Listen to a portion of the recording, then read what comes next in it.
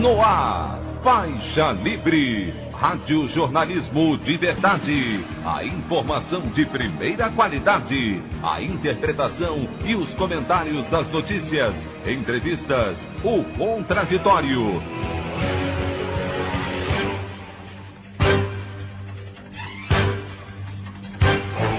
Tudo para aproximar você cada vez mais da realidade do Brasil e do mundo.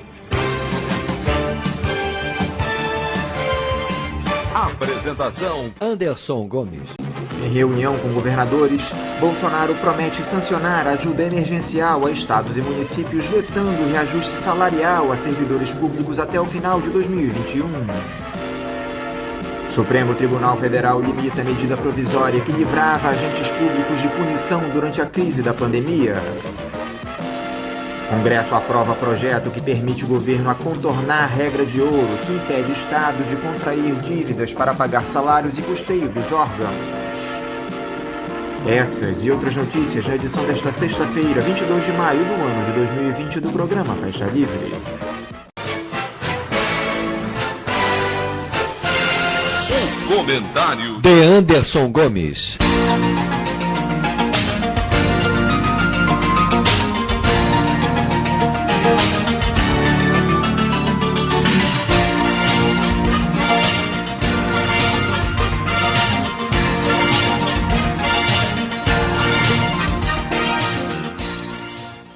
Bom dia, ouvintes. Enquanto a população pobre morre esperando vaga nos hospitais públicos, os neoliberais seguem nadando de braçada no governo Bolsonaro. Ontem, o presidente da República, pressionado pela queda de popularidade e pelo aumento no número de óbitos provocados pela Covid-19, deixou a arrogância de lado e aceitou conversar com governadores a respeito daquele auxílio emergencial a estados e municípios aprovado pelo Congresso, mas que ainda carece do aval do ex-capitão do Exército. A videoconferência, que contou com a participação dos presidentes da Câmara, Rodrigo Maia, e do Senado, Davi Alcolumbre, ao lado do presidente da República, correu em clima de cordialidade. Até mesmo João Dória, que costuma criticar o ex-capitão do Exército de maneira contundente, baixou o tom. A tentativa de Bolsonaro dissipar as tensões de situações anteriores tem um motivo. Ele pediu a compreensão aos chefes dos executivos estaduais para sancionar a tal ajuda financeira, vetando reajustes salariais aos servidores públicos até o fim do ano que vem. Pareciam todos velhos amigos reunidos em torno de um ideal: prejudicar o trabalhador brasileiro da base da pirâmide, mantendo os privilégios do andar de cima. Com a aprovação do presidente, que deve acontecer no dia de hoje, a expectativa é que os recursos cheguem até o fim do mês a estados e municípios. Enquanto ataca o serviço público e condena a população a viver à míngua, a casta política sequer cogita uma reforma tributária solidária, com taxação de grandes fortunas. Passa longe do ideário neoliberal medidas que reduzam de fato a desigualdade de renda existente no país. E o ataque do Estado ao povo pobre não se dá apenas no campo econômico. Eu queria falar sobre mais um triste episódio de violência policial que aconteceu na última segunda-feira, mas que não cheguei a abordar aqui no programa. A morte do jovem João Pedro, de 14 anos, baleado dentro de sua casa no Complexo do Salgueiro, em São Gonçalo, região metropolitana do Rio, em ação conjunta das polícias civil e militar. Testemunhas disseram que os agentes invadiram a residência atirando. O rapaz, que não tem qualquer tipo de ligação com grupos criminosos, conforme os próprios policiais admitiram, foi atingido na barriga. Na casa, há pelo menos 72 marcas de tiros, segundo informações de moradores. Ao povo da favela, não basta lidar com a tragédia de saúde provocada pela pandemia do novo coronavírus. Ele é obrigado a conviver com uma política de segurança genocida, com um Estado que elimina pretos e pobres, seja com vírus, seja com balas. A opinião do Faixa Livre. Bandeirantes, 1360. Estamos apresentando Faixa Livre. Fique em casa e defenda a educação, a saúde pública e a pesquisa brasileira. Seja solidário. A vida vale mais que os lucros. Uma campanha do ANDES, Sindicato Nacional dos Docentes das Instituições de Ensino Superior. Voltamos a apresentar Faixa Livre. Estamos de volta, ouvintes, com o início da edição de hoje do programa Faixa Livre, que tem na sua produção a jornalista Celeste Sintra, auxiliada pela também jornalista Natália Moraes, tendo no comando do áudio o Francisco. Meu bom dia a todos. E meu bom dia também a você, que pode aqui participar nos enviando mensagens eletrônicas para o endereço ouvinte@programafaixalivre.com.br ou ainda registrando suas participações diretamente nas nossas redes sociais. No Facebook, nossa página é o Programa Faixa Livre. No Twitter e no Instagram, para deixar o seu recado, basta seguir os perfis @PGM Faixa Livre. Lembrando que as participações por telefone estão inviabilizadas, pois durante o período da pandemia do novo coronavírus, nosso programa está sendo gravado no dia anterior à sua veiculação. Pedimos desculpas aos nossos ouvintes que costumam interagir conosco desta forma, mas foi a maneira encontrada pela equipe do Faixa Livre para mantê-los informados sobre o que acontece no país e no mundo com essa nossa visão crítica e, ao mesmo tempo, preservando a saúde dos profissionais que levam o programa ao ar. O Faixa Livre pode ser acompanhado também pelo nosso aplicativo para celulares com sistema operacional Android. O nome do aplicativo é Programa Faixa Livre. Os ouvintes também têm acesso à transmissão pelo nosso site, o www.programafaixalivre.com.br, ou pela página da Associação de Engenheiros da Petrobras, a AEPET, uma das nossas entidades patrocinadoras, no www.aepet.org.br. Para quem perdeu alguma das edições ou quer ouvir novamente o Faixa Livre, os áudios das entrevistas e editoriais estão disponíveis no nosso podcast, nos aplicativos Spotify, Deezer e Castbox. No início às nossas entrevistas, eu cumprimento o teólogo, jornalista e escritor Frei Beto. Frei Beto, bom dia. Bom dia a todos que nos escutam. Agradeço essa oportunidade. Também fico feliz de saber que esse programa da Faixa Livre é emitido pela Rádio Bandeirantes, ou seja, espero que todos vocês, ouvintes, possam nos acompanhar nesses momentos de reflexão sobre os descaminhos e caminhos do Brasil. E, antecipadamente, o meu abraço a todos que vão nos escutar nesse momento tão difícil que o nosso país atravessa. Muito obrigado, Frei Beto, por mais uma vez estar conosco aqui no Faixa Livre. Frei Beto, a população brasileira tem sofrido na pele os efeitos provocados por essa pandemia do novo coronavírus e a maioria tenta se adaptar a essa nova realidade. Mas, por incrível que pareça, o principal obstáculo que surge é o presidente da República. Jair Bolsonaro, com seus discursos e atitudes irresponsáveis, amplia o caos e provoca temor àqueles que se preocupam com a manutenção da ordem democrática. Como você tem visto o efeito Bolsonaro nessa crise, Frei Beto? Eu acho que o presidente Bolsonaro é tão nocivo nesse momento, nessa conjuntura brasileira, quanto a própria pandemia. O Brasil ocupa hoje o 3º lugar no índice de pessoas infectadas, depois dos Estados Unidos e da Rússia, muito por culpa do Bolsonaro que nos governa, que fica tocando lira enquanto o país pega fogo, adoentado, pessoas sem recursos, hospitais fantasmas, corrupção na saúde, como no Rio de Janeiro, em que os hospitais de campanha não saem da planta, a adoção de um remédio, essa cloroquina, sem nenhum certificado científico. O Ministério da Saúde não teve nem a vergonha de publicar o protocolo sem assinatura de um médico ou de um cientista, porque com certeza nenhum deles se dignou a prestar a esse papelão de assinar um protocolo que contraria todas as indicações da ciência e da medicina. Portanto, creio que O presidente Bolsonaro já extrapolou os limites. O Brasil não pode mais ter um futuro mais ou menos sadio, desgovernado por uma pessoa que não tem o menor equilíbrio psicológico, que não tem limites no seu deboche à nação brasileira e aos princípios da ciência. No dia em que o país ultrapassou a marca de 1.000 mortes em 24 horas provocadas pela Covid-19, o Bolsonaro estava nas redes sociais rindo e fazendo piada com o uso da cloroquina. Aliás, com um militar como interino no Ministério da Saúde, ele finalmente conseguiu implementar o protocolo de uso desse medicamento no tratamento da doença, sendo que as autoridades de saúde rejeitam a sua utilização. Você já viu, Frei Beto, essa falta de empatia e de respeito pela vida das pessoas em algum outro chefe de Estado brasileiro na história? Nunca vi nenhum outro chefe de Estado com tamanha irresponsabilidade como vejo agora no presidente Bolsonaro.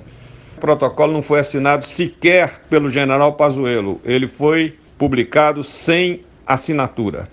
Nem o general teve coragem de colocar sua assinatura num protocolo, até porque, como ele não é da área, seria ridículo um protocolo médico, um protocolo científico ser assinado por um general que, diga-se de passagem, está aparelhando o Ministério da Saúde com seus amigos e companheiros. E o que é mais grave, todos esses militares que ocupam cargos no governo estão acumulando o soldo da caserna com os salários do funcionalismo público federal.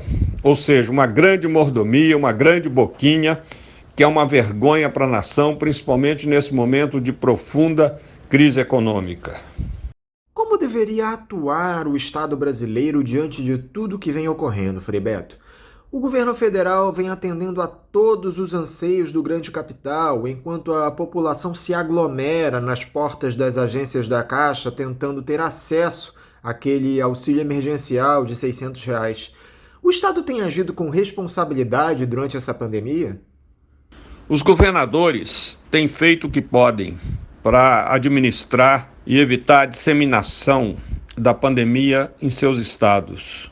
Mas o governo federal não colabora, porque ele caminha na contramão, em sentido contrário, incentivando a aglomeração, debochando das medidas que a ciência indica, menosprezando atividades essenciais para evitar a disseminação, como não ter aglomerações, interrupção de estradas.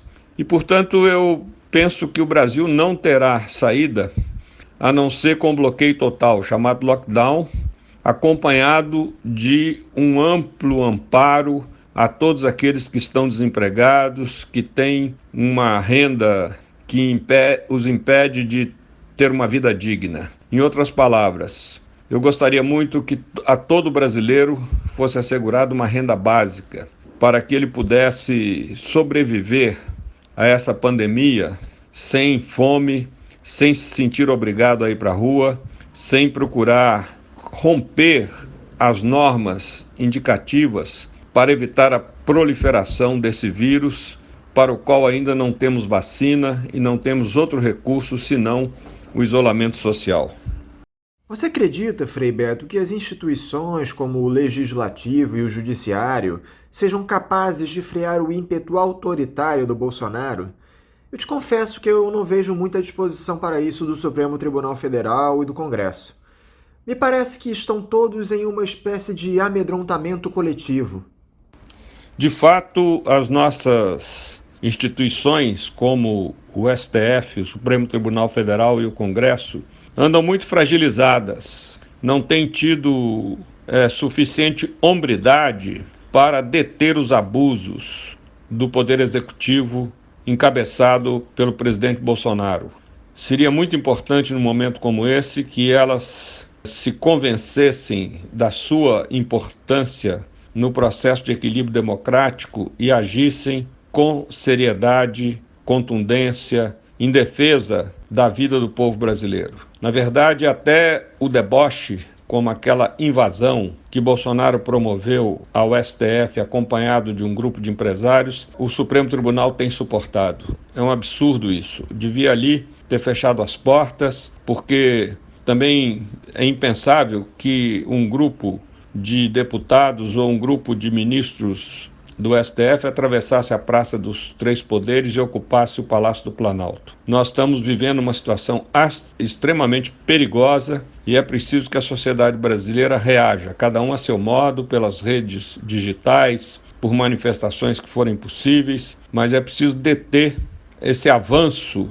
autoritário, fascista, que o Poder Executivo faz sobre as nossas instituições democráticas.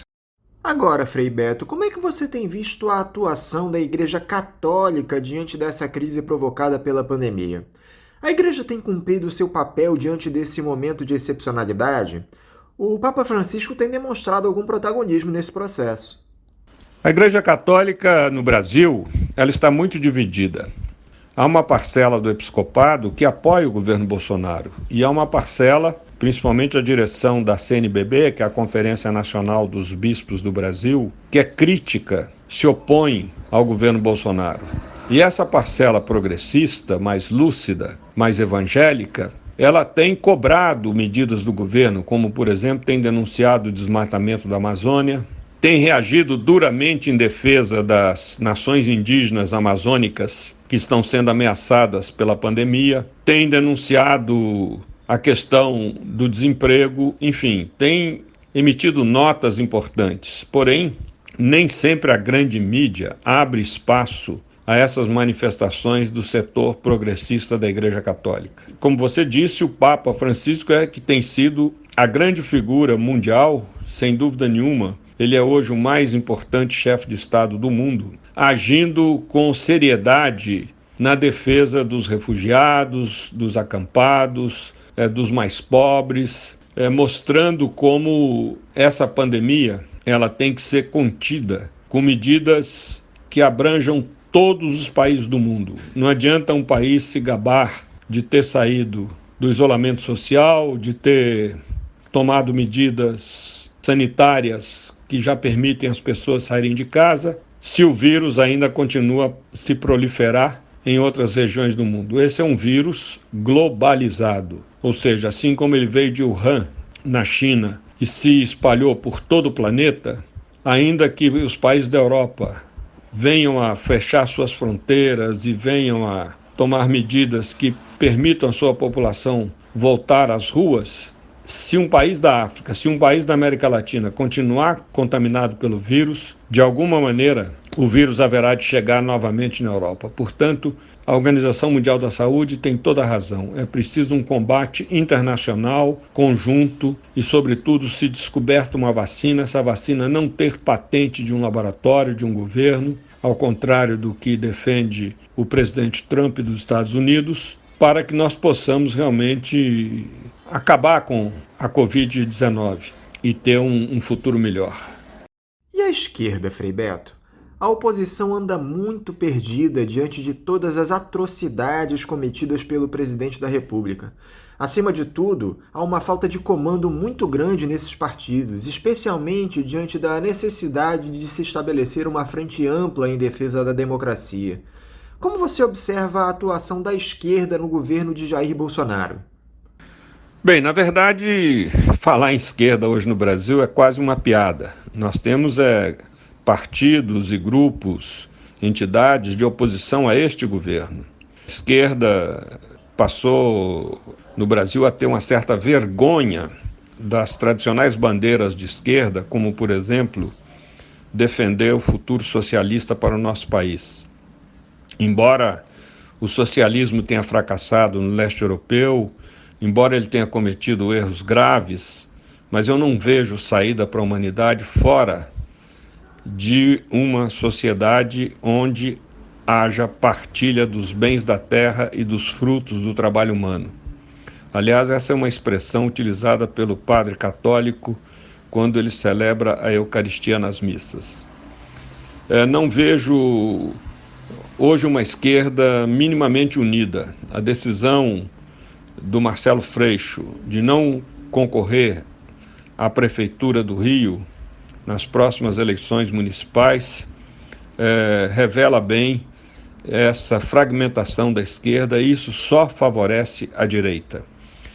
Para mim é impensável como que partidos PT, PSOL, PCdoB não conseguem chegar a um acordo em torno de candidaturas majoritárias.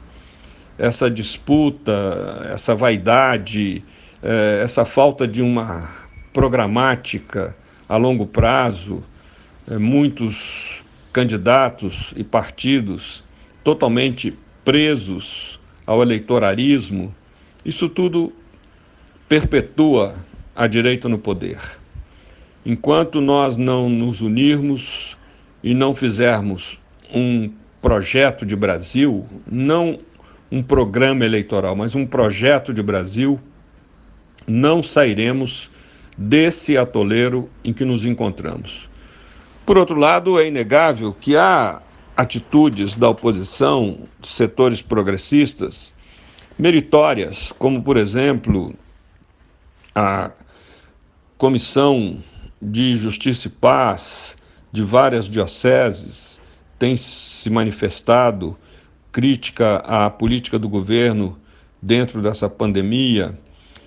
Nós temos os juízes pela democracia, nós temos a OAB, a ABI tem feito um trabalho excelente, tomado posições muito dignas, corajosas, de crítica às medidas do governo, de defesa dos interesses do nosso povo.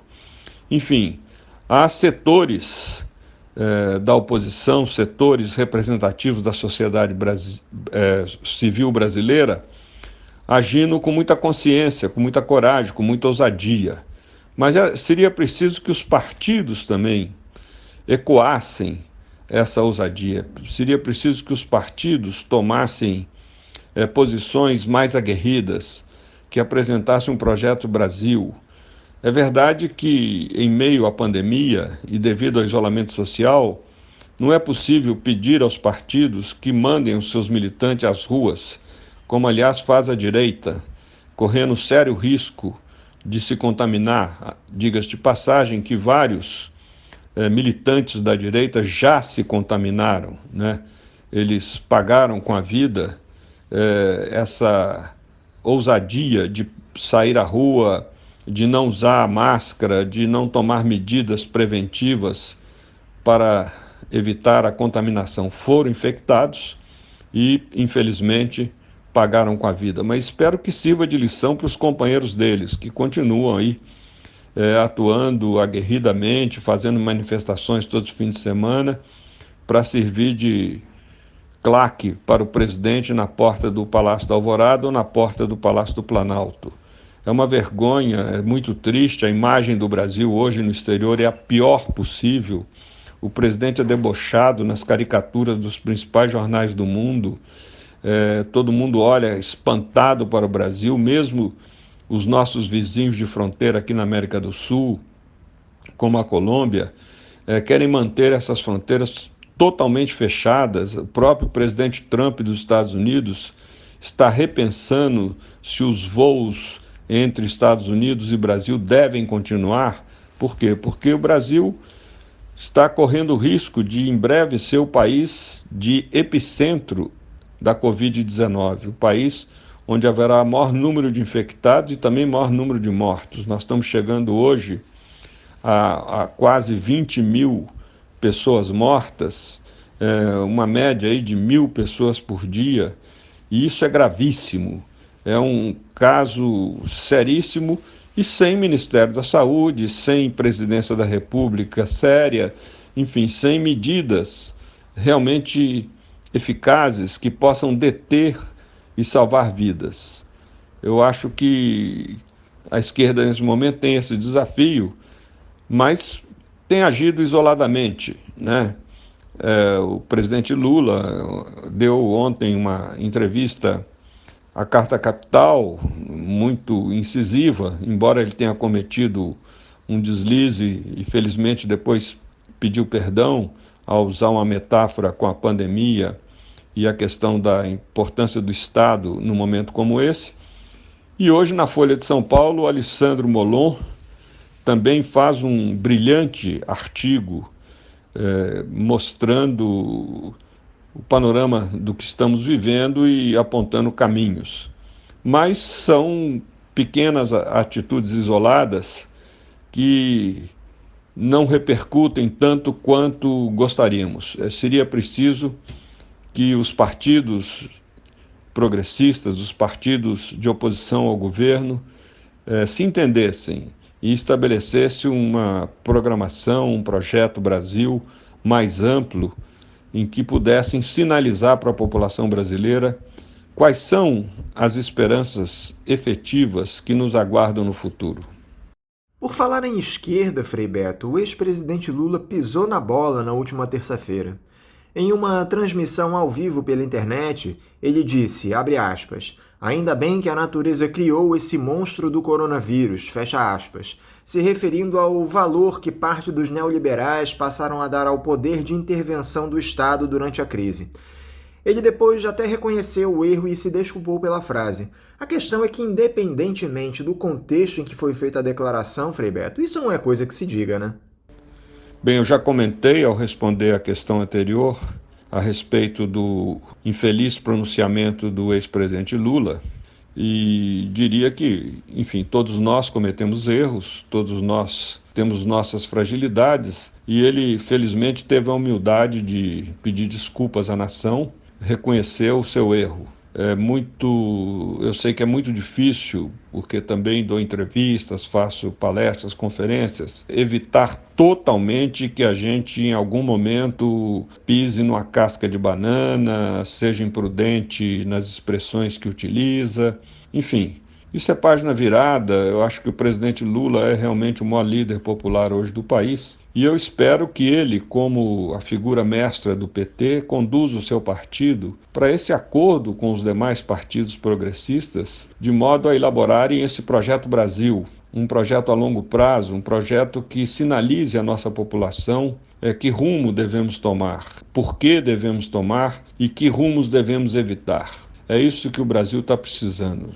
Ter uma bandeira de esperança, mas não apenas na base de palavras de ordem, na base de gritaria de comício, não. Algo que a gente possa sinalizar. Eu me lembro da Frente Sandinista de Libertação Nacional na Nicarágua, nos anos 70. Ela conseguiu reduzir o seu programa em 5 pontos fundamentais. E esses 5 pontos realmente convenceram a população da Nicarágua a apoiar a luta da Frente Sandinista e essa luta foi vitoriosa. É algo assim que nós precisamos no Brasil. Um programa que seja didaticamente resumível para o conjunto da população, que as pessoas entendam. Exemplo, vamos reduzir drasticamente a desigualdade social, vamos taxar as grandes fortunas, vamos assegurar uma renda básica a todos os brasileiros ou todos aqueles que ganham menos de 5 salários mínimos por mês. Enfim, alguns pontos assim seriam suficientes para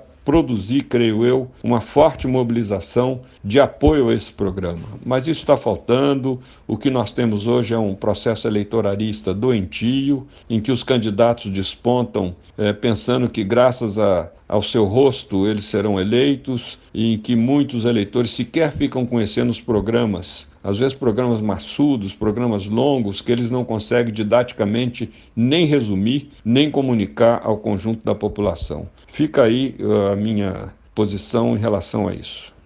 Agora, Frei Beto, já durante esse período de isolamento social, o senhor chegou a lançar um novo livro, o seu 68º. O título é O Diabo na Corte, Leitura Crítica do Brasil Atual pela Cortez Editora. Eu gostaria que o senhor falasse para os nossos ouvintes um pouquinho a respeito do que diz nesse mais novo lançamento, Frei Beto. Bem, esse meu novo livro, O Diabo na Corte, que tem um subtítulo Leitura Crítica do Brasil Atual, foi publicado pela editora Cortez de São Paulo. Aliás, os ouvintes que tiverem interesse podem adquiri-lo através do site da editora Cortez, que é www.cortezeditora, Cortez com Z, tudo junto, cortezeditora.com.br, ou através da senhora Teca Carvalho, tudo junto, Cacá, né? Teca Carvalho, @uol.com.br. É um livro em que eu analiso quais foram os fatores que levaram Bolsonaro a se eleger presidente da República. Portanto, analiso a atuação de igrejas evangélicas, dos americanos, dos Estados Unidos, as tecnologias avançadas utilizadas, os algoritmos, o processo das fake news.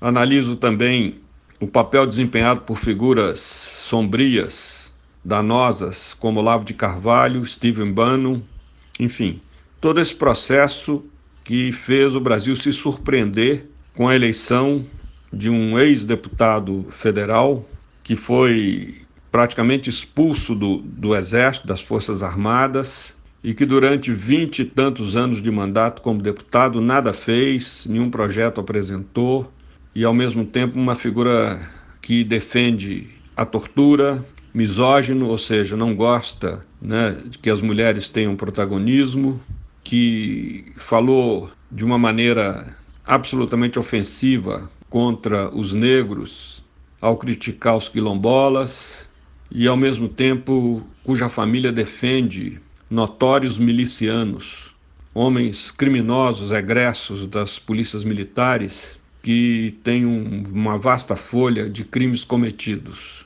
E como é que foi possível um país como o Brasil, depois de tantos governos democráticos como Fernando Henrique, Lula, Dilma, chegar a eleger uma figura nefasta como Bolsonaro? Além disso, o livro O Diabo na Corte contém muitos textos sobre questões atuais que não dizem respeito diretamente a este governo, como a questão ambiental, a questão da colonialidade e outros textos que ajudarão o leitor a fazer uma reflexão mais aprofundada sobre o momento que vivemos hoje no Brasil e no mundo. É um livro que aborda também essas questões da equivocadamente chamada globalização. Na verdade, o que não há globalização, há globocolonização, que é a imposição ao planeta de um modelo de sociedade capitalista, neoliberal, hedonista, consumista. Modelo esse que favoreceu muito a disseminação da pandemia e hoje favorece o aumento progressivo de mortes, sobretudo entre os setores mais pobres, seja nos Estados Unidos, seja na América Latina, na África, enfim. São sempre os pobres que pagam a dura conta, a dura fatura dos desequilíbrios ecológicos, sociais, econômicos e sanitários, como essa pandemia. Então fica aí a recomendação desse novo livro meu, o mais recente, O Diabo na Corte, Leitura Crítica do Brasil Atual, da Cortez Editora. Dentre os temas que você aborda nesse livro, Frei Beto, está a instrumentalização de igrejas evangélicas conservadoras no Brasil na atualidade. Temos visto que esses mercadores da fé se colocam o tempo inteiro em defesa dos discursos do presidente Bolsonaro. Aliás, ele foi eleito justamente por conta de todo o conservadorismo e cegueira desse setor da sociedade. Eu gostaria que o senhor falasse um pouco a respeito dessas igrejas evangélicas em um momento de excepcionalidade no país. Caro Anderson, você fez muito bem em frisar igrejas evangélicas conservadoras, porque há igrejas evangélicas progressistas. Há pastores como Ariovaldo Ramos, Henrique Vieira, aí do Rio, que são progressistas, são pessoas lúcidas, pessoas identificadas com a defesa dos direitos dos mais pobres. Porém, há um segmento das igrejas evangélicas, monitorado pelo governo dos Estados Unidos, pelos órgãos de segurança dos Estados Unidos, como a CIA, que é a Central de Inteligência, que são fanáticos. Ou seja, pastores que roubam o povo, extorquem o povo, tiram dinheiro dos pobres para o seu enriquecimento pessoal em nome de Deus. Exatamente o que Jesus tanto denunciou, principalmente no capítulo 23 do Evangelho de Mateus, e na reação que ele, Jesus, teve ao pegar um chicote e derrubar a mesa dos cambistas que ocupavam o templo de Jerusalém, denunciando ali que a casa de Deus, a casa de meu pai, foi transformada num antro de bandidos. Palavras de Jesus que constam do texto bíblico. E hoje nós vemos vários usurpadores travestidos de pastores, também de padres, para explorar, roubar, extorquir o dinheiro dos mais pobres, ganho com tanto trabalho, com tanto suor, com tanta dificuldade, e, no entanto, na ingenuidade deles, esperando soluções para os seus problemas pessoais, como doenças, por falta de um governo, de um Estado que apresente um sistema de saúde público realmente eficiente, como há em outros países. Então, essas pessoas não podendo pagar um médico, um exame, tendo que esperar anos, às vezes, em filas do SUS para uma cirurgia importante, elas, no seu desespero, recorrem à igreja da esquina, à promessa, à esperança de que o pastor haverá de produzir um milagre e elas ficarão curadas como por encanto. Ora, nós não podemos, de modo algum, apoiar esse tipo de utilização da palavra de Deus, da Bíblia, da fé, principalmente da fé daqueles que tanto sofrem, porque não escolheram ser pobres, foram empobrecidos. Não existem pessoas pobres, existem pessoas empobrecidas, pessoas que foram levadas a uma situação de carência material, espiritual, por força dessa estrutura social injusta que nós vivemos. Ninguém gosta de viver na carência, ninguém gosta de viver na pobreza. E o que é pior, enquanto essas pessoas padecem dificuldades, os seus pastores e, sobretudo, donos das igrejas vivem em mordomias ofensivas ao conjunto da sociedade, ou seja, porque andam de jatinhos particulares, moram em Miami, usam e abusam dos produtos mais luxuosos que existem no mercado. Essa gente foi manipulada para votar e apoiar ainda Bolsonaro. É uma gente que realmente perdeu a sua liberdade de consciência, o seu livre arbítrio e se deixou levar inteiramente pelo comando da voz dos pastores que espertamente passam por ser a voz de Deus. Muitos acordam, muitos abandonam, muitos percebem que estão sendo extorquidos, estão sendo iludidos, estão sendo enganados e abandonam essas igrejas. Mas outros ainda, por falta de outro segmento social que os acolha, se encontram na cidade grande, desamparados, sem parentes, sem amigos, acabam encontrando nessas igrejas um refúgio e ali são conduzidos como cordeiros para esse tipo de procissão de apoio a um governo nefasto como esse que nós temos hoje. Ou seja, um governo que, quando surgiu a pandemia, propôs dar a esmola de R$200 por um mês aos mais pobres. Depois, felizmente, o Congresso ampliou para R$600 por 3 meses.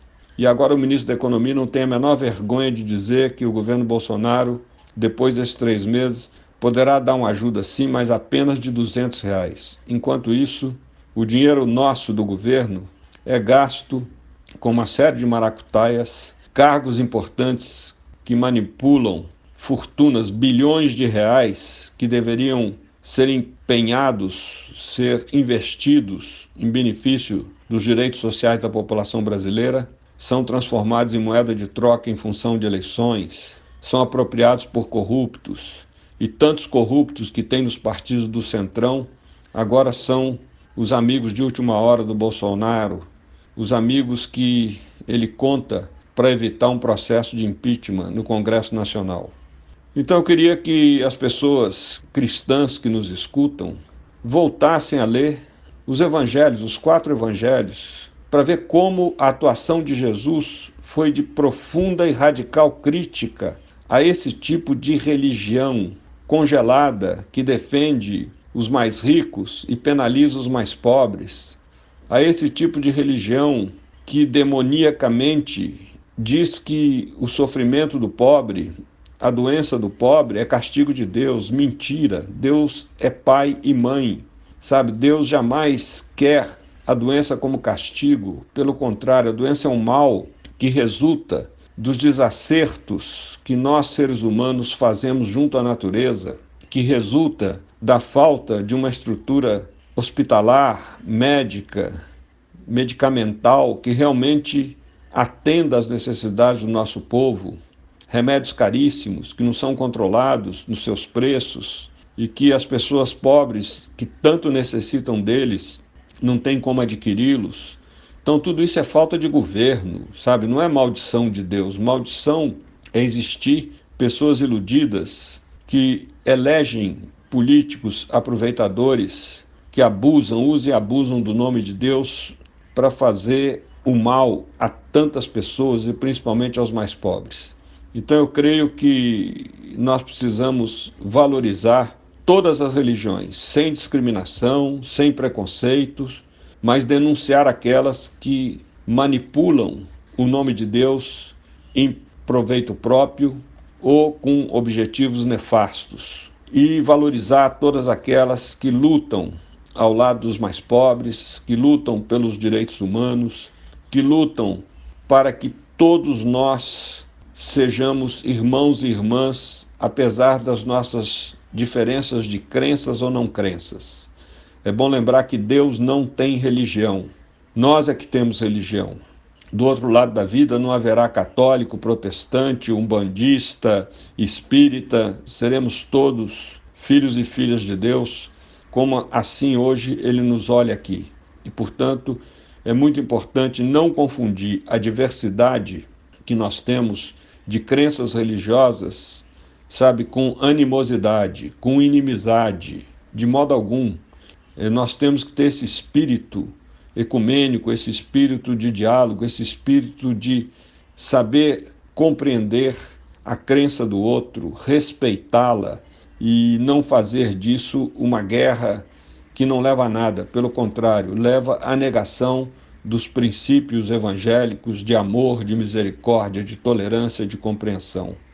Então vamos pedir a Deus que realmente que nos fortaleça, abra os nossos olhos para que não possamos cair na armadilha dessas igrejas evangélicas conservadoras ou mesmo católicos, setores católicos conservadores, que só querem tratar os fiéis como cordeiros e tirar deles toda a lã que podem para acolchoar as mordomias de padres e pastores. Isso é inaceitável por parte dos princípios éticos, mas sobretudo também por parte de Deus.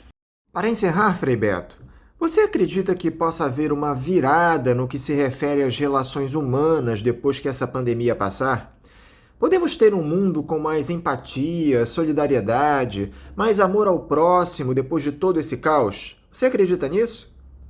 Olha, eu uso sempre um axioma: guardemos o pessimismo para dias melhores. Mas eu queria dizer o seguinte: não sou otimista em relação a esse futuro. Eu creio que não vamos voltar a uma normalidade anterior, mas também não vamos a esse mundo idílico que você acaba de descrever, pincelar em rápidos traços na sua pergunta, de mais empatia, mais solidariedade. Pelo contrário, eu prevejo um futuro de xenofobia, de fortalecimento de governos autoritários, de discriminação a estrangeiros, pobre dos chineses, quando tentarem de novo sair como a principal massa turística mundo afora, serão discriminados porque as pessoas verão neles a potencial ameaça de nova disseminação de vírus, seja da Covid-19, seja de outro qualquer. Enfim, não antecipo essa visão otimista. Eu creio que o mundo,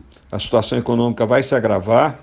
Com isso, necessariamente, os grandes ricos do mundo, né? Hoje eu estava vendo um dado que 22 pessoas têm a mesma renda de 395 mulheres da África. Nós sabemos, por exemplo, que só os países metropolitanos, que são poucos, Europa Ocidental, Canadá, Estados Unidos, absorvem 80% da produção industrial do mundo. E não creio que essa desigualdade vá minorar. Pelo contrário, eu creio que ela vai se aprofundar. As pessoas que estão hoje agindo com muita solidariedade, com cestas básicas, dando contribuições, algumas empresas por mero marketing, outras não, com sinceridade, para poder erguer hospitais de campanha, comprar equipamentos, etc., ou seja, até fazendo um pouco um papel que caberia ao Estado fazer, mas o Estado é omisso. Eu não penso que isso vá prosseguir terminada a pandemia.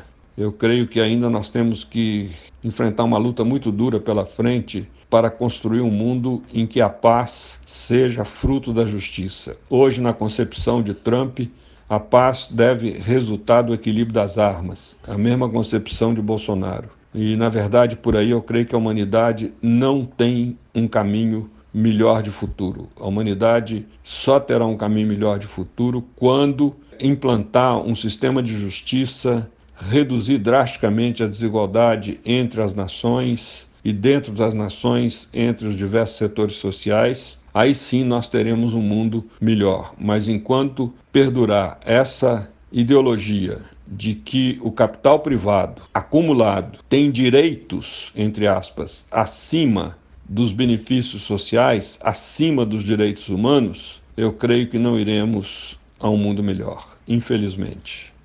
Frei Beto, muito obrigado por mais uma vez conversar conosco aqui no Faixa Livre. Eu desejo a você um bom final de semana e um forte abraço. Eu quero agradecer mais essa oportunidade a todos vocês aí do Faixa Livre, por mais essa oportunidade de manter esse contato com os ouvintes. Infelizmente, a gente não pode dialogar, infelizmente, dessa vez não há perguntas dos ouvintes, como nas vezes anteriores. E fica aqui o meu abraço, que Deus abençoe a todos nós. Aqueles que puderem, fiquem em casa, evitem aglomeração, evitem sair às ruas, tomem todas as medidas sanitárias indicadas para a preservação da nossa saúde e da saúde daqueles do nosso entorno. Que Deus nos abençoe, nos encoraje e muito agradecido a vocês da rádio por mais essa oportunidade. Meu grande abraço. Conversamos aqui com o teólogo, jornalista e escritor Frei Beto. Vamos agora ao nosso primeiro intervalo. Voltaremos daqui a pouquinho. Fique em casa e defenda a educação, a saúde pública e a pesquisa brasileira. Seja solidário. A vida vale mais que os lucros. Uma campanha do Andes, Sindicato Nacional dos Docentes das Instituições de Ensino Superior. Voltamos a apresentar Faixa Livre. Estamos de volta, ouvintes, e agora eu cumprimento o coordenador da Federação de Órgãos para Assistência Social e Educacional na Amazônia, a FASE, Guilherme Carvalho. Guilherme Carvalho, bom dia. Alô, ouvintes, é muito bom estar novamente aqui com vocês. Eu mando um grande abraço a todos e a todas. Guilherme, muito obrigado por essa entrevista aqui ao Faixa Livre mais uma vez. Guilherme, essa pandemia apresentou uma nova realidade para todo o país e boa parte do mundo. Esse sem número de restrições nos deslocamentos de pessoas que foram estabelecidos para impedir que o vírus circulasse com velocidade no país não impediu que ele chegasse à Amazônia. Antes de nós debatermos a questão indígena nessa pandemia, eu gostaria de ouvir de você qual é a situação do Pará em meio à Covid-19. Parece que o cenário por aí é desesperador, não é isso? Bem, a situação é muito grave. Mesmo com todas as restrições impostas pelo governo estadual, aqui na região metropolitana de Belém, por exemplo, você vê muitas pessoas nas ruas, você ainda percebe muitas pessoas andando sem máscaras, sem os devidos cuidados, muita aglomeração. Então, essa é uma situação difícil. Os hospitais públicos e privados lotados, né? Com, no caso, os hospitais de campanha e as unidades do sistema público sem condições de atender a um crescimento ainda maior das pessoas que necessitam de maiores cuidados, como de UTIs. Então, isso tudo vai tornando a situação difícil. O que eu percebo é de que nas cidades, né, então, o número de pessoas infectadas é grande e ainda tem um problema de subnotificação, como acontece no restante do país. O que eu percebo é que o coronavírus agora está chegando nas comunidades, entendeu? Nas comunidades quilombolas, agroextrativistas, nos territórios indígenas. Então, agora é que o coronavírus está se espalhando efetivamente por essas áreas, que durante um tempo permaneceram relativamente em segurança, seja por conta da distância, seja por conta das pessoas que se mantiveram resguardadas nos territórios, mas agora teve o problema dos pagamentos, né, da assistência, dos recursos, dos R$ 600. Muita gente saiu da comunidade para poder verificar se tinha direito, filas enormes, como aconteceu em Santarém. E ainda tem isso, né, porque além de todos esses fatores, você tem gestores públicos que, em concordância com as loucuras do presidente da República, também relaxaram ou mesmo incentivaram a abertura, a continuidade do comércio e tudo mais, como aconteceu em Santarém. Depois que a situação ficou extremamente grave, é que esses gestores resolveram mudar, mas agora com um número de infectados muito grande. Agora, Guilherme, eu gostaria de debater com você a situação dos povos indígenas. O coronavírus chegou a algumas aldeias e já há registro de mortes. Como anda a situação dos povos originários com a Covid-19, Guilherme? Muitos povos indígenas, eles próprios estão tomando medidas para se protegerem, né? Então, você tem a cada dia informações de grupos que bloqueiam os rios, que bloqueiam estradas, que realizam ações dentro das comunidades para que de informação para que os moradores dessas comunidades eles se desloquem o menos possível para as cidades. Há um problema muito grande porque muitos indígenas que procuram a cidade por conta de problemas de saúde ou de outro motivo, então isso tudo vai fazendo com que o vírus se alastre.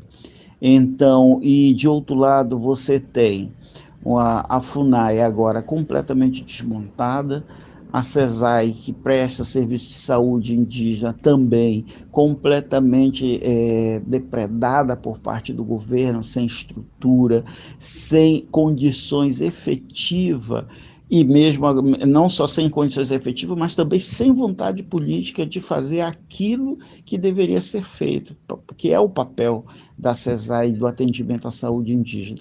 Então, o que você vê são comunidades inteiras se mobilizando por conta própria, você vê situações, no caso do Amazonas, muitas situações de solidariedade em que, com relação a doações de alimentos, produção de máscaras, muitas organizações da sociedade civil se mobilizando para poder ajudar de alguma forma essas comunidades. As próprias comunidades indígenas também procurando os meios, produzindo suas máscaras, outras formas de proteção.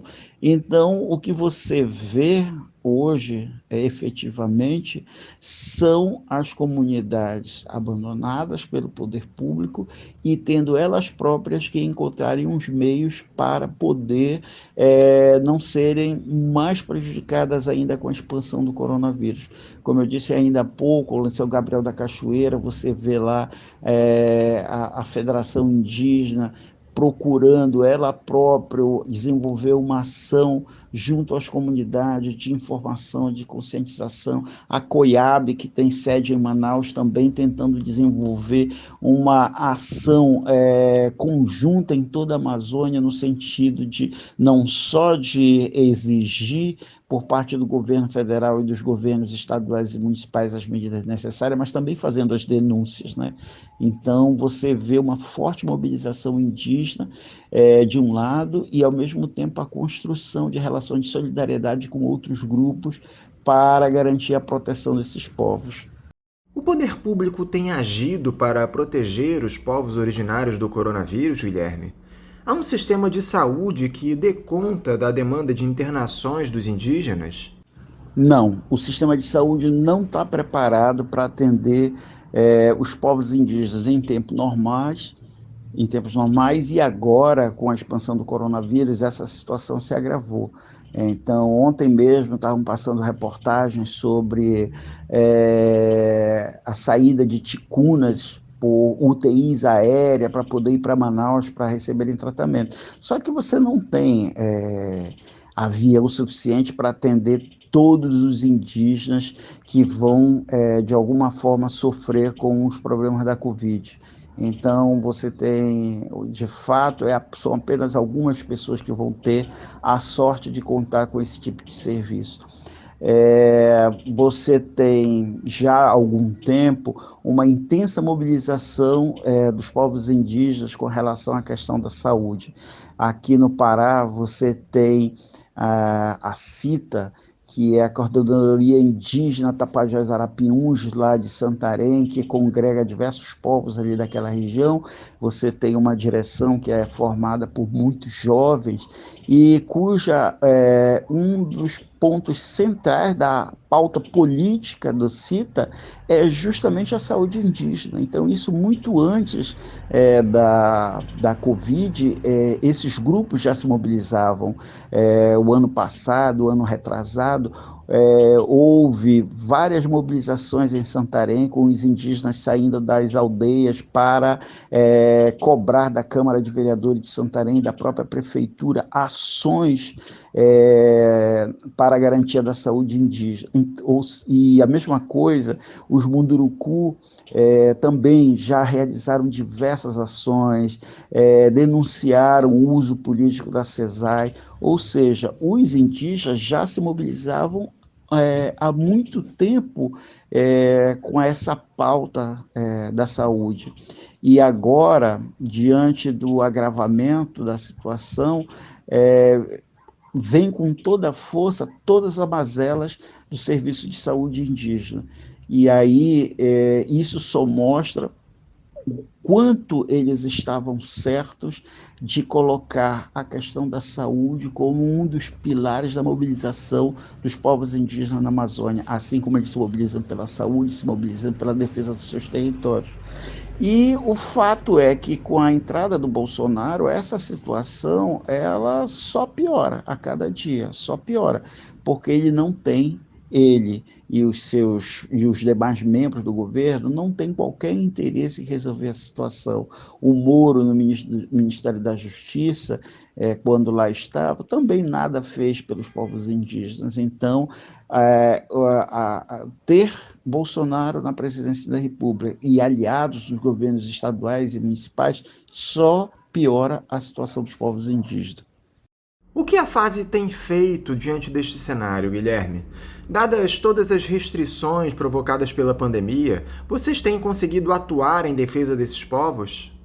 Bem, uma das coisas que nós fizemos foi suspender as nossas ações de campo, né? Assim, em março ainda, nós tomamos a decisão de não mais ir para as comunidades, justamente porque nós temíamos que, de alguma maneira, nós acabássemos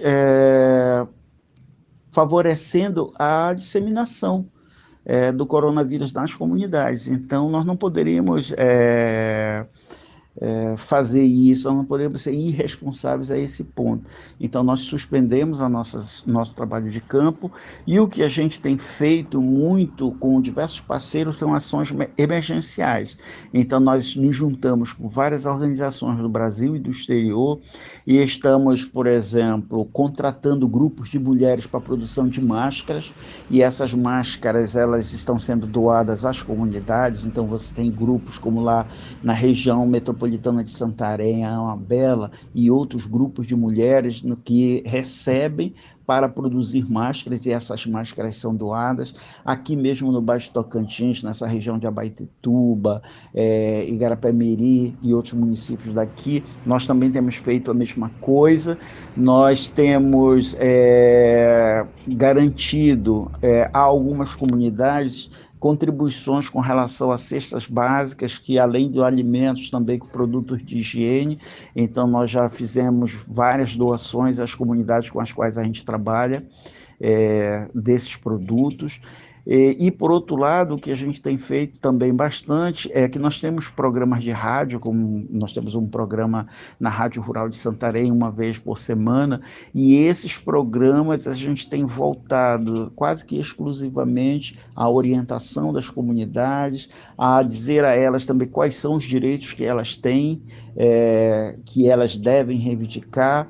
Nós temos feito uma parceria junto com o Ministério Público Estadual lá de Santarém, no sentido de divulgar informações de interesse das comunidades, para que elas não só se preservem, mas que elas também saibam o que fazer neste momento e também o que devem cobrar do poder público, que é, como no caso, essas votações que ocorreram no Congresso Nacional, com a liberação do auxílio emergencial e outros benefícios. Então, o que a gente faz é orientar as comunidades para que elas saibam como poder ter acesso a esses benefícios. Então, isso são algumas das ações que a gente tem feito nesse período de pandemia. Para piorar, parece que o coronavírus está longe de ser o único drama para as tribos indígenas atualmente. Temos visto nas últimas semanas uma série de denúncias de invasões de grileiros, madeireiros e garimpeiros em territórios demarcados. Aliás, foi esse pessoal que levou a pandemia para o interior do país. Vocês da FASE têm recebido muitas denúncias dessas invasões? Como dizem algumas lideranças indígenas, grileiro não entra em home office, né? Não fica em casa trabalhando. Então, nós temos aí uma explosão de invasão e associada também ao aumento do desmatamento nesse período, que é complicado porque nós ainda, aqui na Amazônia, para nós esse período é período que a gente considera do inverno. Ou seja, focos de incêndio nesse período seria muito difícil por conta dessa situação, mas o que a gente vê é de que grilagem, desmatamento e foco de incêndio tem crescido mesmo nesse período. Nós já tratamos disso no programa há um tempo atrás. O fato é que o grileiro ele se sente hoje estimulado a ocupar terras ilegalmente, sejam terras públicas, sejam terras indígenas, de quilombolas ou de comunidades agroextrativistas. E o fato é que eles têm utilizado dispositivos legais para poder se apossar criminosamente de terras públicas, como no caso a utilização do cadastro ambiental rural, que é autodeclaratório e que muitos grupos criminosos estão utilizando para dizer que são proprietários daquelas terras. Eles dizem que são proprietários daquela terra e fica por isso mesmo. E o governo federal, agora com a tentativa de votar no Congresso Nacional um projeto de lei que visa justamente legalizar esse processo criminoso, né? Tem um deputado que é lá do Amazonas, que é o relator da matéria, visa que em um momento de pandemia em que o estado dele, o Amazonas, está nessa situação, ele está fortemente empenhado, junto com outros grupos ligados a esses setores no Congresso Nacional, na aprovação desse projeto de lei que efetivamente vai repassar de mão beijada milhares e milhares de hectares de terra para grupos criminosos que estão se apossando delas na Amazônia. Então, essa é a característica do governo Bolsonaro. Ele já tinha dito, mesmo nas eleições, que não ia ter 1 centímetro de terra demarcada para indígena, idem para quilombola. Então, ele está cumprindo com o que ele disse, não é nenhuma novidade, ele disse. E o fato de a base social dele, uma parte da base política dele, ser fundada justamente nesses grupos criminosos, então eles se sentem à vontade, ao arrepio da lei, de poder se apossar agora com a garantia de que esse crime vai poder ser legalizado, eles não vão ser penalizados, ninguém vai ter que ir para a cadeia ou cumprir qualquer pena, porque o Congresso Nacional, a base social, político-social do governo Bolsonaro está se empenhando para dar esse presente aos grupos criminosos aqui, não só da Amazônia, mas de vários pontos do país. Agora, Guilherme, os órgãos governamentais que deveriam promover a defesa dos povos originários, que são a FUNAI e o IBAMA, passam por uma espécie de desmonte no governo Bolsonaro. As últimas denúncias de repressão aos invasores em operações desses órgãos provocaram uma série de trocas em postos de comando pelo ministro do Meio Ambiente, o Ricardo Salles. Há uma tentativa aberta de destruição da FUNAI e do IBAMA, Guilherme? Hoje saiu uma matéria interessante sobre uma ação do Exército realizada no Mato Grosso que, em tese, era para combater essas ações criminosas, de desmatamento e tudo mais lá no Mato Grosso.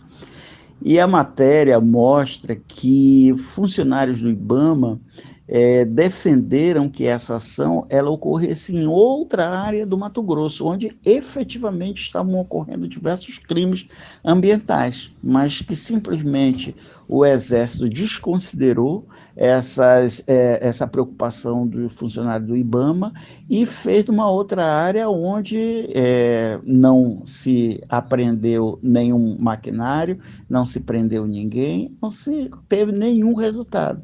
Então, quer dizer, foi apenas uma ação para poder dar algum tipo de satisfação para a sociedade, mas sabendo de antemão que não iria atingir os objetivos, porque o objetivo da ação não era o de efetivamente enfrentar o crime organizado, no caso lá do Mato Grosso. Nós temos de um lado um problema que é o seguinte: há funcionários do IBAMA que estão empenhados, são comprometidos, estão na linha de frente, colocando suas vidas em risco, não só no enfrentamento contra grupos criminosos nos territórios, mas também até mesmo por conta da pandemia, mas estão lá desenvolvendo suas ações. Mas, por outro lado, você tem uma cúpula como o Ricardo Salles e outro que não tem qualquer preocupação na defesa do meio ambiente. A preocupação do Ricardo Salles é de aprovar um marco regulatório que permita que as grandes empresas possam explorar o mercado de carbono e ganhar muito dinheiro com isso. Garantir que os madeireiros possam exportar, garantir que as terras hoje ocupadas por grileiros, seja em áreas de preservação, seja em áreas indígenas e outras, esses grileiros possam se tornar efetivos proprietários dessas terras. Essa é a preocupação do Ricardo Salles, que juntamente com o Ministério da Agricultura, juntamente com a cúpula da FUNAI e outros, estão interessados em implementar.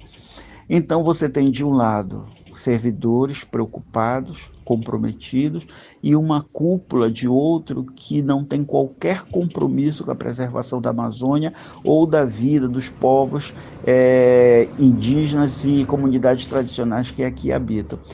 Então, essa situação, no meu ponto de vista, não vai mudar. Para terminar, Guilherme, eu queria falar um pouco sobre a devastação que continua a se ampliar aí na Amazônia. No primeiro trimestre desse ano, nós tivemos um recorde de alertas de desmatamento na floresta. De acordo com o monitoramento do Instituto Nacional de Pesquisas Espaciais, o INPE, nos meses de janeiro, fevereiro e março, foram emitidos alertas para 796,08 km² da Amazônia, um aumento de 51,45% em relação ao mesmo período de 2019, quando houve alerta para 525,63 km². O governo Bolsonaro já deixou claro que defende a exploração da floresta e a destruição da vegetação. Dá para conter os planos desse pessoal, Guilherme? O que pode ser feito para frear o desmatamento na Amazônia? O combate ao desmatamento, ele necessita de ações conjugadas, diversas. É preciso fortalecer os órgãos de monitoramento, controle, fiscalização. É preciso que órgãos como o IBAMA e aqui no Estado, como a Secretaria Estadual de Meio Ambiente, eles possam ter um grupo de servidores maior, bem remunerados, porque no caso aqui do Pará, a Secretaria Estadual do Meio Ambiente não tem nenhuma condições de combater o desmatamento com eficiência aqui no Estado, e o mesmo acontece no IBAMA. Então é preciso fortalecer esses órgãos, é preciso ter mais recursos para eles, porque eles estão sendo completamente asfixiados, é preciso reverter medidas legais que estão sendo tomadas no Congresso Nacional, nos legislativos estaduais e municipais, que procuram, de diferente maneira, garantir o repasse de terra pública para o agronegócio, para esses grupos criminosos, grileiros, que se apossaram criminosamente de terra pública para repassar terra para as mineradoras e outros grandes grupos econômicos. Então, as prefeituras, por exemplo, estão aqui na Amazônia, muitas delas empenhadas em repassar terra para o setor de turismo, para as empresas de turismo, para as empresas do agronegócio. Então, é preciso reverter muitas dessas medidas legais. Nós precisaríamos ter um judiciário mais comprometido com a defesa da Amazônia, porque hoje nós temos, de todos os poderes da República, o poder judiciário é o que é o mais refratário ao controle social, à efetiva participação e fiscalização da sociedade. Então, era preciso também que nós tivéssemos mecanismos para poder enfrentar determinadas decisões do judiciário. Não pode um juiz, como está acontecendo agora no sul do Pará, decidir favoravelmente às empresas sem levar em consideração o tempo da ocupação. Muitas vezes os juízes mandam camponeses saírem de terras, e essas terras elas foram apropriadas ilegalmente por grupos econômicos, e aí mesmo assim o juiz dá ganho de causa para esses grupos econômicos, favorecendo dessa maneira um crime que foi cometido. Aí se penaliza a sociedade local, se penaliza os camponeses em favorecimento desses setores.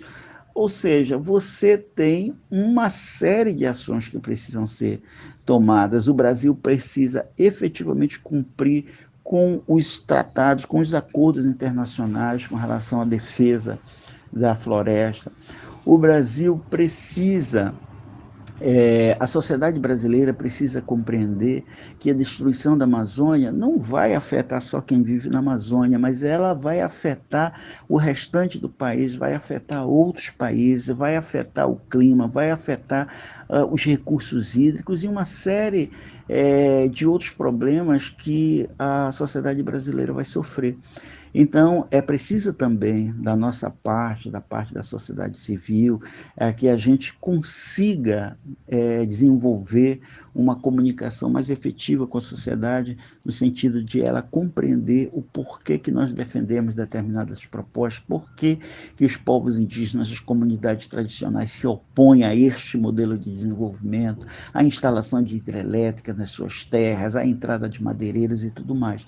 Então, nós precisamos conseguir nos comunicar de uma maneira, de modo mais claro, em que a sociedade compreenda as necessidades, as demandas e os motivos pelos quais povos indígenas e comunidades tradicionais se opõem a isso. Então, é um conjunto de ações articuladas que precisam ser realizadas para que não só o desmatamento, como grilagem de terras e outros problemas, o assassinato de liderança, isso não ocorra mais na região. Guilherme, muito obrigado por tratar conosco de um tema tão importante aqui no programa. O Faixa Livre continua com seus microfones abertos para falarmos sobre os dramas que a Amazônia e os povos indígenas sofrem por aí. Um abraço para você e um bom final de semana. Eu agradeço mais essa oportunidade, em meu nome, em nome da FASE Programa Amazônia. O Faixa Livre tem sido um canal importante para a gente poder dialogar com outras pessoas de outras partes do país sobre assuntos importantes para nós, amazônicos. Esse espaço é um espaço muito importante e eu agradeço imensamente a oportunidade e mando um grande abraço aos ouvintes, na certeza de que nós vamos passar por essa fase e que nós vamos sair muito mais fortes. Um grande abraço a todo mundo. Conversamos aqui com Guilherme Carvalho. Ele é coordenador da Federação de Órgãos para Assistência Social e Educacional, a FASE, lá na Amazônia. Vamos agora a mais um intervalo. Voltaremos daqui a pouquinho. Fique em casa e defenda a educação, a saúde pública e a pesquisa brasileira. Seja solidário. A vida vale mais que os lucros. Uma campanha do Andes, Sindicato Nacional dos Docentes das Instituições de Ensino Superior. voltamos a apresentar Faixa Livre. Já voltamos, ouvintes, e agora eu saúdo o professor de Economia da Universidade Federal Fluminense, Marcelo Carcanholo. Marcelo Carcanholo, bom dia. Bom dia Anderson, bom dia ao pessoal da equipe do Faixa Livre, bom dia aos ouvintes, é sempre um prazer estar aqui com vocês. Marcelo, muito obrigado por mais uma vez estar conosco aqui no Faixa Livre. Marcelo, essa tragédia social provocada pela crise da economia mundial, que já estava no radar, mas foi potencializada pela pandemia do novo coronavírus, começa a mostrar os seus efeitos nos números. O Programa das Nações Unidas para o Desenvolvimento, o PNUD, divulgou na última quarta-feira seu relatório para o Índice de Desenvolvimento Humano Global. A expectativa é de que haja uma queda do IDH pela primeira vez em 30 anos. O cálculo do IDH global se dá por uma combinação dos níveis mundiais de educação, saúde e padrão de vida. De acordo com o PNUD, a renda per capita deve recuar 4% em 2020. Era esperada uma situação como essa, Marcelo? Como é que você avalia essa previsão do IDH? Anderson, esses impactos da crise da economia mundial nos indicadores, eles já eram esperados, inclusive nos indicadores que costumam, que procuram auferir outras variáveis, que não apenas a taxa de crescimento do PIB ou do PIB per capita, como é o IDH, o Índice de Desenvolvimento Humano, que também procura, com falhas, assim, tem problemas na forma de medir, mas enfim, procura de alguma maneira trazer para esse indicador comportamento na área da educação, da saúde, padrão de vida, desigualdade dessa renda, concentração dessa renda, enfim, já era algo esperado, mas isso aqui nos permite, a tua pergunta nos permite colocar duas questões que me parecem importantes. Em primeiro lugar, é preciso deixar claro que essa crise da economia mundial, ela não é provocada pela crise pandêmica, pela pandemia da Covid-19, pelo alastramento do novo coronavírus em escala mundial, mas sim ela é aprofundada, agravada por essa crise pandêmica. Se a gente olha os dados da taxa de crescimento da economia mundial, a gente percebe, a partir do estouro da grande crise lá 2007, 2008, com suas distintas fases e alguns miniciclos de lá para cá, a gente percebe no mais curto prazo que a taxa de crescimento da economia mundial vem mostrando que essa crise já se põe desde 2017. Você tinha lá um crescimento médio da economia mundial de 3,8%, 2018 3,6%, e já em 2019, no ano passado, um crescimento de apenas 2,9%. Portanto, essa retração da economia mundial já estava posta antes da crise pandêmica. Evidentemente que com a crise pandêmica, esse retrocesso, essa recessão, ela se aprofunda, e portanto isso teria, esse é o segundo ponto que eu gostaria de ressaltar, já era esperado que isso se refletisse nos indicadores mais diretamente econômicos, os indicadores de desenvolvimento como esse que você relatou, do Índice de Desenvolvimento Humano, que caiu, como você bem formulou, pela primeira vez em 30 anos, desde que ele é trabalhado, auferido. Ele era esperado basicamente por duas razões. Uma eu já ressaltei, ou seja, prevê-se uma queda brutal na taxa de crescimento da economia mundial. Você relatou aí a previsão de que tem uma expectativa de que caia o PIB per capita mundial em 4%, mas isso é uma previsão ainda em maio. Certamente esse buraco vai ser muito maior, o que vai impactar ainda mais na redução do índice de desenvolvimento humano.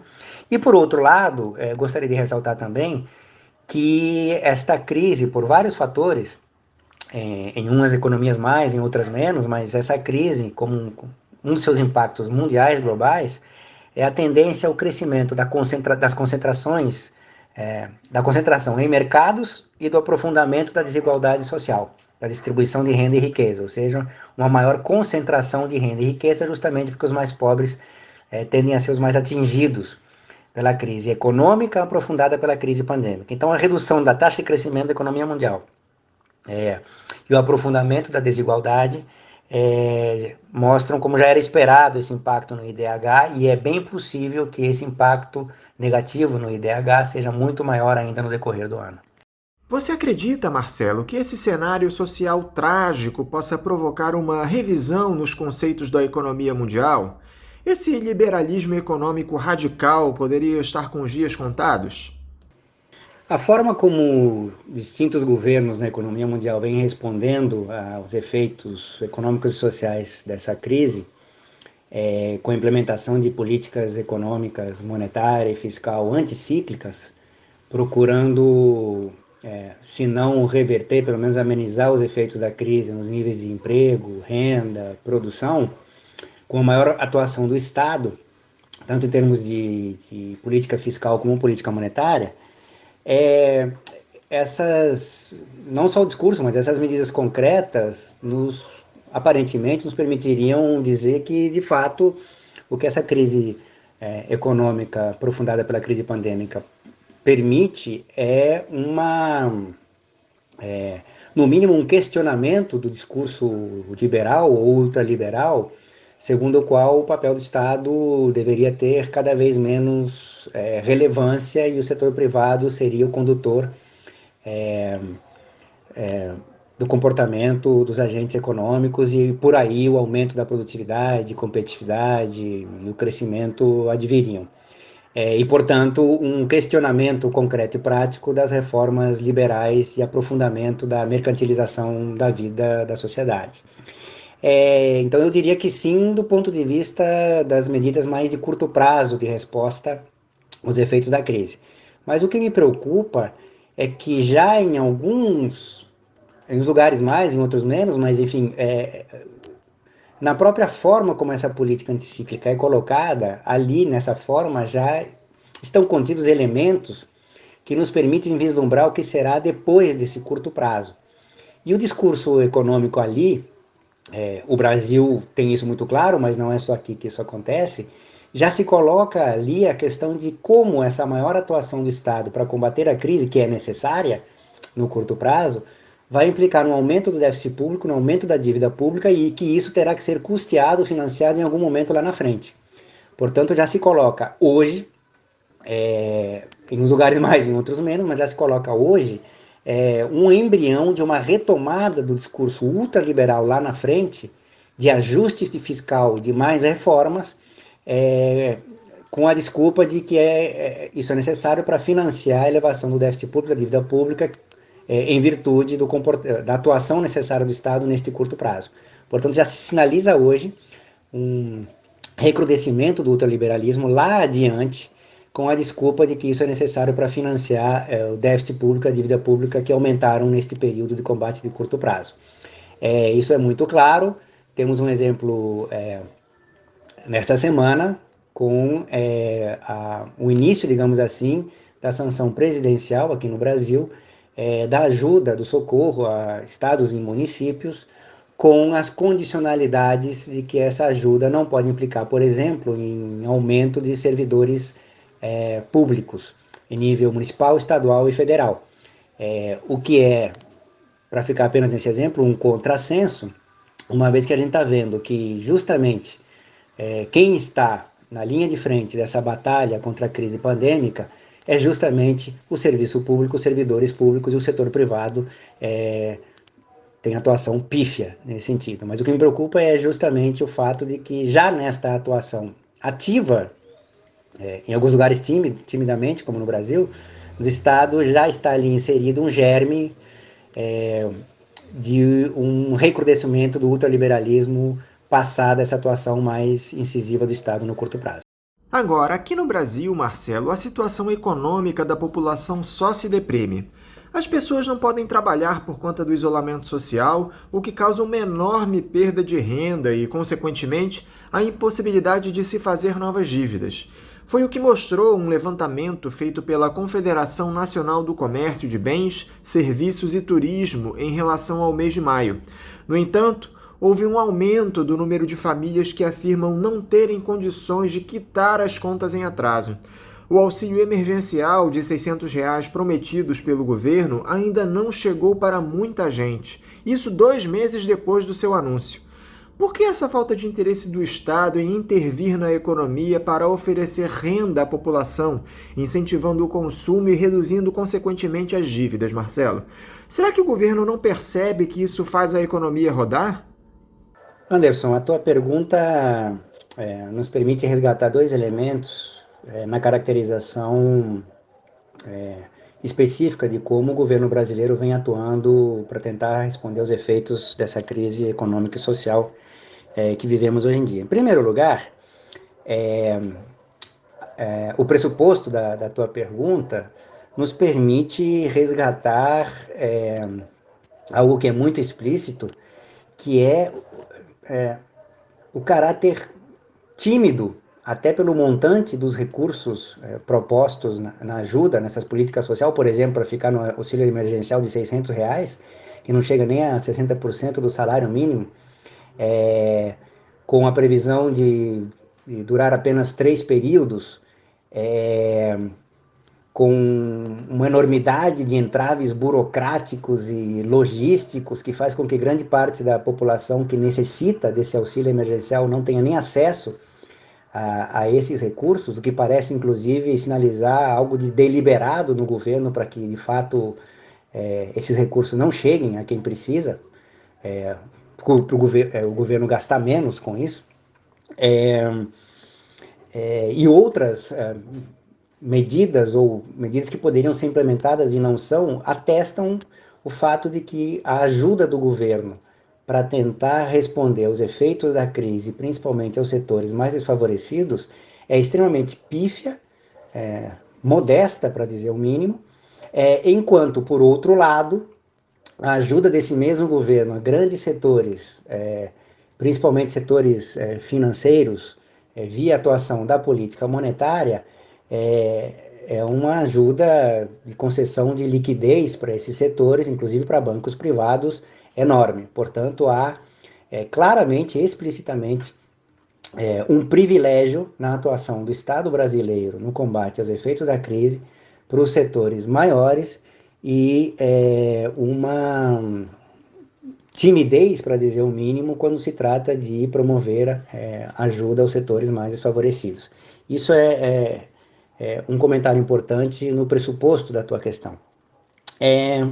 A tua questão mais diretamente diz respeito à relação disso com a percepção ou não por parte do governo de que a retomada ou algum auxílio para essas camadas mais desfavorecidas que costumam ter uma propensão a consumir maior e, portanto, poderiam ter efeitos multiplicadores na retomada, se não na retomada, pelo menos impactos menores no que diz respeito ao emprego, renda e produto, pelo fato de eles gastarem mais como proporção da sua renda em relação a setores mais ricos, e, portanto, uma maior ajuda a esses setores implicaria uma tentativa de preservar renda, produto e emprego do ponto de vista da demanda. Acho que é importante a gente deixar claro que a concepção teórica e prática que está por trás da estratégia econômica do governo é justamente a contrária. É uma concepção extremamente atrasada, que se explicita no discurso cotidiano do ministro da Economia, Paulo Guedes, mas o próprio presidente não se cansa em afirmar de que a economia de seu governo é a economia do Paulo Guedes. É um discurso extremamente atrasado dos anos 70 do século passado, com base no que se chama de escola monetarista do pensamento econômico, que em última instância tende a ver a dinâmica econômica desde o ponto de vista da oferta, ou seja, os componentes da demanda, renda e demanda, seriam subordinados, determinados pelos componentes da oferta, e portanto qualquer tentativa de incremento da atividade econômica deveria ser sinalizada por medidas que impactassem o lado da oferta e não o lado da demanda. O lado da demanda viria a reboque do lado da oferta. Então essa concepção procura implementar medidas que, a partir do lado da oferta, reincentivariam a atividade produtiva, seja reduzindo custos, por exemplo, de contratação, daí as propostas de redução ou de contenção salarial, de ajuda de liquidez para capital de giro dessas empresas, para que elas continuem produzindo e a partir daí, ao produzirem, contratarem, gerarem renda e demanda. Enfim, várias medidas do ponto de vista do lado da oferta. Agora, eu volto a ressaltar que essa concepção com base no lado da oferta não só é atrasada do ponto de vista do pensamento econômico, como esquece, para dizer o mínimo, ou não trata de algo que é fundamental. Empresas só produzem na expectativa de que em algum momento eles vão vender, realizar aquela produção que foi realizada, qualquer que seja o custo dessa produção. Então não adianta nada você reduzir custo de produção ou dar incentivo à produção ao lado da oferta, se as empresas que produzem e irão ofertar não têm expectativa de que esses produtos serão comprados lá adiante. Então, quando você tem uma restrição de demanda, de nada adianta você incentivar a oferta, que isso não vai ter impacto econômico nenhum. Essa concepção econômica do governo não só é atrasada, como se demonstra na própria prática como algo totalmente fora de adequação com a realidade econômica. Tudo isso que nós estamos debatendo, Marcelo, se reflete no mercado, porque mesmo após o fim do isolamento social provocado pela pandemia, a recuperação da economia será muito lenta. Primeiro porque as pessoas não voltarão a consumir no mesmo ritmo de antes. Esse deve ser um processo gradual, e especialmente porque há um nível elevado de endividamento das empresas.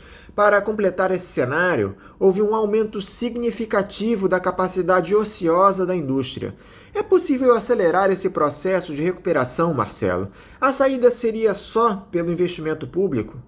Anderson, resgatando um pouco do que a gente conversou na pergunta anterior, se qualquer tentativa de recuperação econômica tem que levar em consideração o fato de que as empresas produzem e ao produzirem contratam e ao contratarem geram emprego e renda na expectativa de uma venda futura, qualquer projeção ou tentativa de previsão de como vai ocorrer a recuperação tem que levar em conta uma certa perspectiva dos componentes dessa demanda lá adiante. E o que a gente percebe, como você bem ressalta na tua pergunta, é que vários dos componentes dessa demanda estão restringidos, o que sinalizaria uma recuperação lenta. Por um lado, o consumo das famílias, que pode ser retomado, será retomado a uma taxa de crescimento baixa, por várias razões, porque as famílias estão se endividando nesse momento e se oferirem renda lá na frente, vão gastar uma parcela proporcional dessa renda para saldar suas dívidas mais do que propriamente para consumir, para comprar bens e serviços. Nós temos um investimento privado que está baixo, mas que tende a continuar baixo, porque justamente quando a economia, no pós-crise pandêmica, quando a economia retomar algum tipo de dinâmica de atividade, as empresas vão fazer isso com uma capacidade ociosa extremamente elevada e, portanto, o acréscimo da produção tende a se dar muito mais pelo preenchimento dessa capacidade ociosa do que propriamente com expansão dessa capacidade, que é justamente o investimento privado. Portanto, a demanda via investimento privado deve demorar muito para se recuperar, mesmo passada a crise pandêmica. O Estado, como um agente que também é componente da demanda, seja pelos gastos correntes do Estado, mas também pelo investimento público, o que a gente está vendo é que pelos gastos correntes do Estado, inclusive pelas medidas sinalizadas no próprio combate à crise, isso tende a ficar estagnado, e o investimento público, pelo menos não é sinalizado nada para isso. Por último, outro componente da demanda, que é a demanda externa, ou seja, as exportações líquidas descontadas as importações, também aí nós temos um freio na capacidade de recuperação, justamente pelo fato de que a economia mundial também vai demorar a se recuperar e, portanto, a demanda por nossas exportações também demorará a se recuperar no momento em que a produção interna tende a crescer e isso tende a impactar diretamente no aumento das importações. Portanto, nossa restrição externa tende a se aprofundar, inclusive nesse momento de lenta recuperação. Tudo isso sinaliza para uma lenta recuperação, e a variável que ficou de fora nos componentes da demanda, que poderíamos dizer que poderia ser a sinalização de uma retomada dessa demanda lá na frente, é justamente o investimento público. Então a resposta para a tua pergunta é um taxativo sim, quer dizer, o investimento público tende a ser, ou pelo menos aparenta ser, a variável que permitiria, sempre uma possibilidade, não é necessidade, permitiria uma recuperação menos lenta da economia. Agora, o que o governo brasileiro está sinalizando é de que não é isso o que ele pretende. Ele já está sinalizando justamente uma contenção dos gastos públicos, incluindo o investimento público, justamente dentro do discurso de que o aumento do déficit público, da dívida pública, agora, neste momento, no curtíssimo prazo, em função da resposta aos efeitos da crise pandêmica,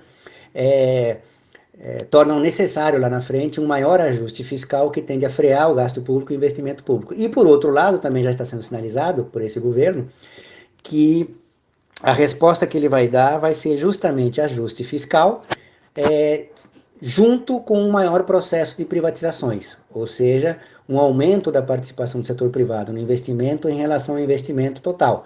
E como nós já vimos, esse investimento privado, dada a grande capacidade ociosa, não parece ser uma variável que consiga fazer com que a recuperação seja menos lenta.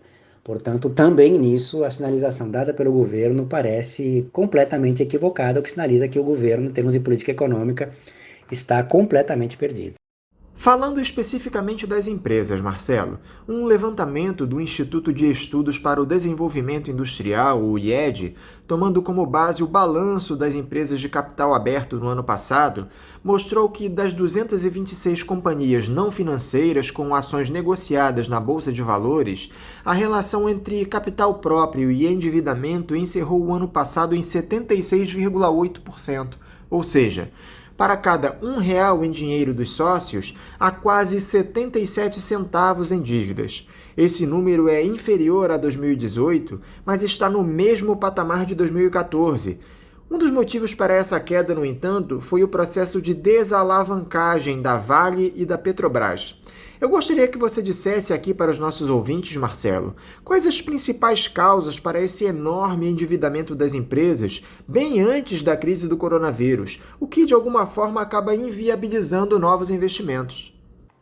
De fato, em que pese algumas pequenas e breves oscilações nessa taxa de endividamento das empresas, o que importa é que o percentual de endividamento das empresas e das famílias, mas a pergunta se relaciona diretamente ao endividamento das empresas, de fato essa taxa de endividamento ela é muito alta e já vem muito alta mesmo antes da crise pandêmica. E de fato isso é um fator que o maior endividamento das empresas retardaria, para dizer o mínimo, a volta dos investimentos privados lá na frente.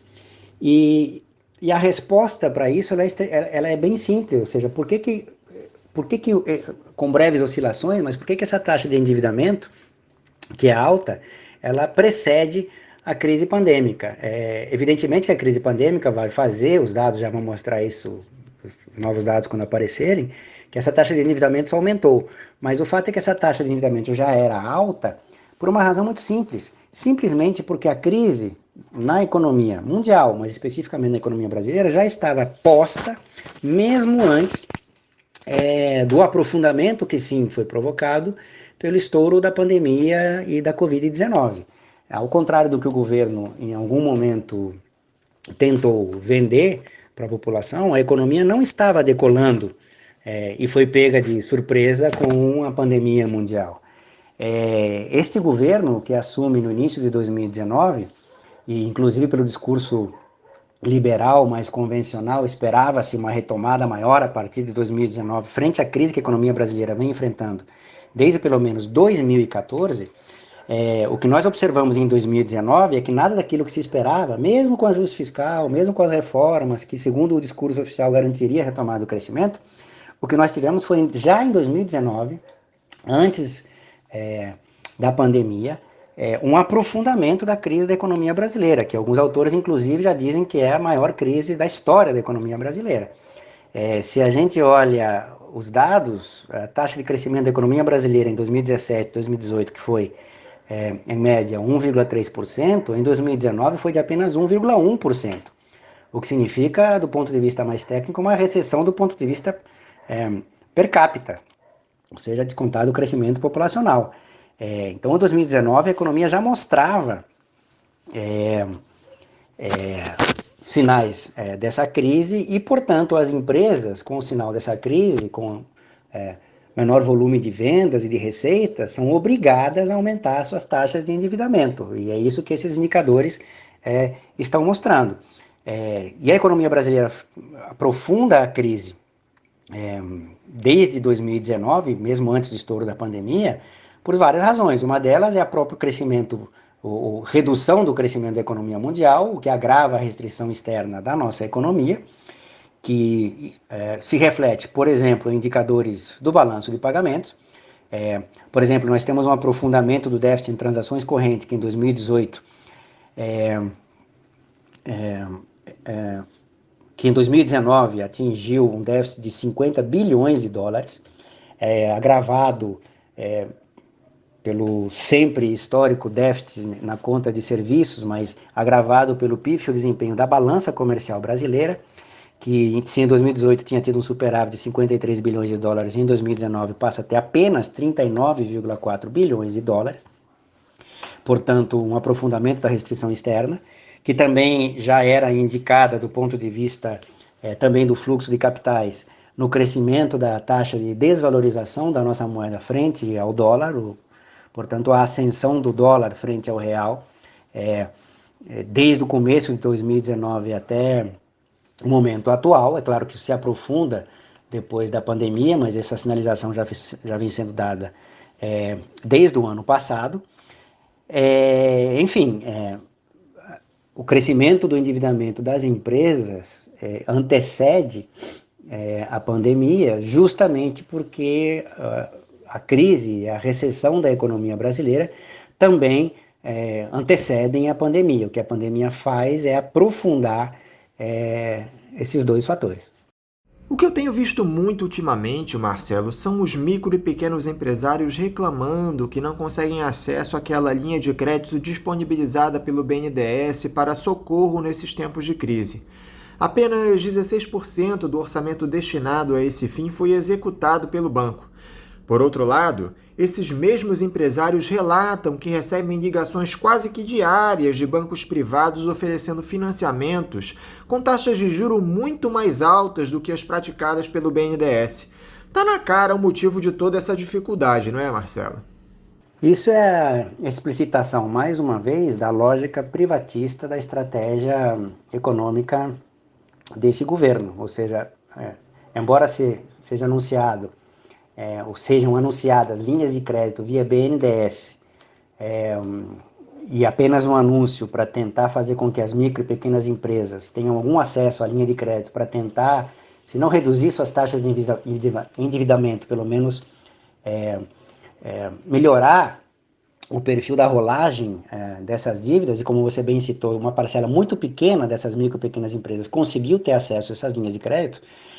Isso sinaliza justamente a lógica privatista desse governo, porque o que a gente percebe é que via BNDES, portanto, essas empresas não estão sendo atendidas, mas via bancos privados que, por várias razões, pelo fato de termos uma estrutura de mercado bancário extremamente concentrada, desnacionalizada, privada, desnacionalizada e concentrada, isso tende a fazer com que os bancos privados tendam a cobrar taxas de juros extremamente elevadas lá na ponta para essas micro e pequenas empresas, e também com várias condicionalidades para a outorga dessas linhas de crédito, que faz com que mesmo que as empresas essas micro e pequenas empresas topassem arcar com essas taxas de juros elevadas, às vezes sejam travadas nessas linhas de crédito por condicionalidades burocráticas, exigência de colaterais, enfim, certificações, documentação, que também fazem com que essas linhas de crédito via setor privado, que são extremamente caras, também sejam inviabilizadas. Portanto, a lógica privatista do governo, por um lado, privilegia o setor privado bancário na concessão dessas linhas de crédito, e por outro lado, dada também a lógica privatista, mas também a estrutura concentrada desse mercado privado do setor bancário, faz com que esses anúncios de ajuda do governo para empresas pequenas e microempresas seja muito mais anúncio do que prática, e portanto para além de ser uma lógica meramente privatista, ela é inócua, pífia e não contribui em nada para a retomada da economia brasileira. Marcelo, se o governo não socorrer essas micro e pequenas empresas, privilegiando os grandes conglomerados, que efeito isso pode provocar na economia brasileira a médio e longo prazo? Bom, isso tem efeitos não só a médio e longo prazo, mas também a curto prazo. Os efeitos a curto prazo dizem respeito à própria capacidade de liquidez e solvência dessas micro e pequenas empresas. Então é bem possível que no curto prazo a gente assista à morte de várias micro e pequenas empresas, o que reconforma e acentua o grau extremamente concentrado dos mercados na economia brasileira. A médio e longo prazo, isso aí tende a se refletir como consequência, primeiro, por um lado, em uma recuperação que já será lenta, pelos fatores já aqui mencionados, uma recuperação econômica que seja ainda mais lenta.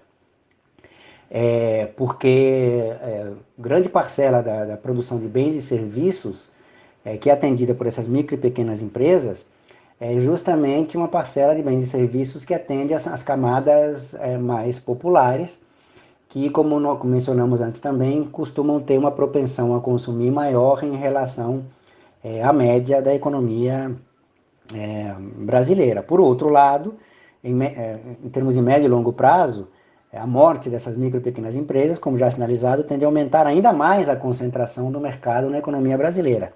E por outro lado, como essas micro e pequenas empresas tendem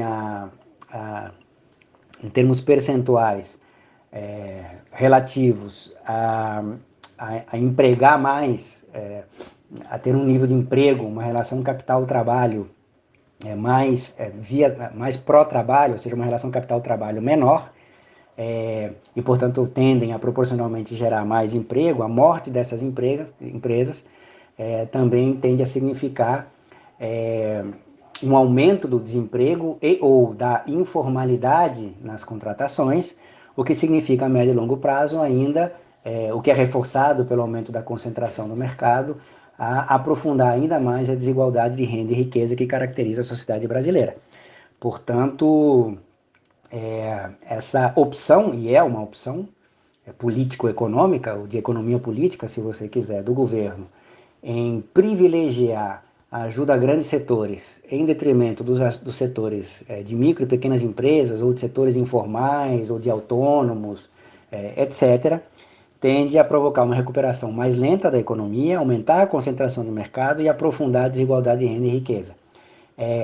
O que, sinceramente, não me estranha, porque, de alguma maneira, isso está contido ou contemplado na própria estratégia do governo que nós mencionamos anteriormente.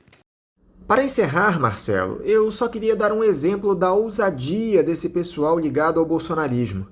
A Havan, aquela rede de lojas que vende itens de utilidades do lar e é comandada pelo tal de Luciano Hang, que fez e faz campanha aberta pelo presidente da República, passou a incluir em suas prateleiras, veja só, itens alimentícios como arroz, feijão, óleo e macarrão, e agora briga na justiça para ser reconhecida como serviço essencial e poder reabrir as lojas. A senha desse pessoal não tem limite, né, Marcelo? Anderson, não me espanta que esse setor do empresariado brasileiro que apoia explicitamente e diretamente, inclusive propagandeando o governo, o bolsonarismo, tem esse tipo de comportamento. É um tipo de comportamento adequado à figura e ao governo e à linha da política que esse governo implementa,